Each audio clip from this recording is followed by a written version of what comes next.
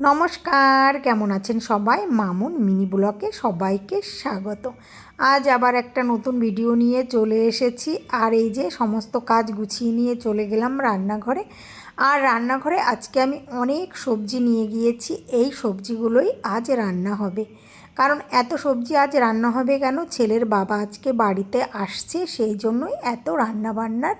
আর আমি যে মাছগুলো আগের দিন এনেছিলাম, কিছু মাছ আমি ফ্রিজে রেখে দিয়েছিলাম, সেই মাছগুলোই আজকে কেটে রান্না করছি। আর অনেক সবজি, দু রকমের শাক ছিল, কাঁচা টমেটো আর মাছের ঝোল, কলার তরকারি, আর তার সঙ্গে মাছ ভাজাও ছিল, এই ছোটো মাছগুলো। আর এই রান্নাগুলো করছি, এক এক করে মাছগুলো আমি ভেজে নিয়েছি, নিয়ে তারপরে কলা দিয়ে তরকারি রান্না করা শুরু করে দিলাম। তার সঙ্গে মাছের ঝোল, এই যে মশলাটা কষিয়ে মাছের ঝোলটা বেগুন দিয়ে রান্না করে নিয়েছি। আর তার সঙ্গে শাকও রান্না করে নিয়েছি। আর এদিকে ছেলের বাবা ফোন করেছে বাস স্ট্যান্ডে যাওয়ার জন্য, তাই আমি বাস স্ট্যান্ড থেকে ওর বাবাকে নিয়ে চলে এলাম।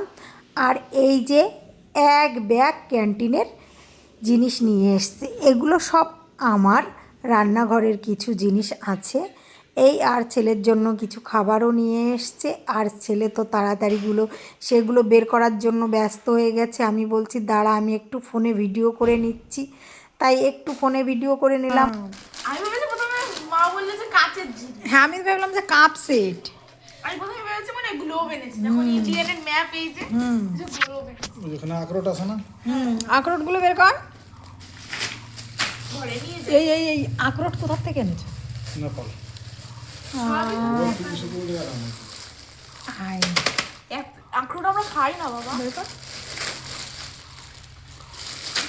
বাবা, কই দিকে দাও?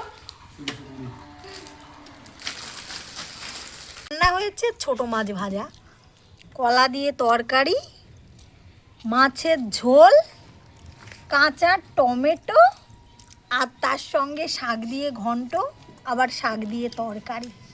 আর খাচ্ছে কে? এই দেখুন, নতুন একটা মানুষ। সব খেতে বসে গেছে নিচেই।